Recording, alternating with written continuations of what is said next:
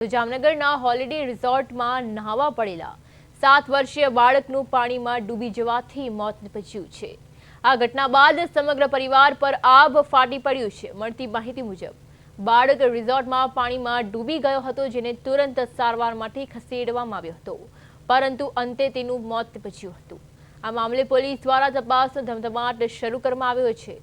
ખાસ કરીને રિસોર્ટની સુરક્ષા વ્યવસ્થામાં રહેલી ખામીઓ અને સંચાલકોની બેદરકારી અંગે પોલીસ દ્વારા તપાસ હાથ ધરવામાં આવી છે, જેનાથી ભવિષ્યમાં આવી ઘટનાઓ ટાળી શકાય અને દોષિતો સામે કાયદેસરની કાર્યવાહી થઈ શકે।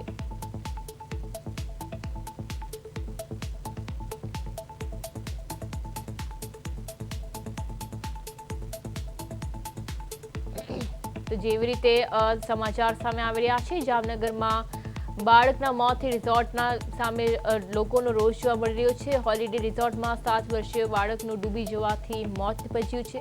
બાળકના મોતથી પરિવાર પર આભ તો ફાટી પડ્યું જ છે, પણ આ સાથે રિસોર્ટમાં જેવી રીતે બેદરકારી સામે આવી છે, જેના લીધે આ બાળકે જીવ ગુમાવ્યો છે, ત્યારે ઘટના બાદ રિસોર્ટની સુરક્ષા વ્યવસ્થા અંગે પણ સવાલ ઉઠી રહ્યા છે અને હાલમાં જે તપાસ ચાલી રહી છે, ત્યારે તપાસ હેઠળ બાળકના મોતથી સમગ્ર વિસ્તારમાં શોકનો માહોલ છે।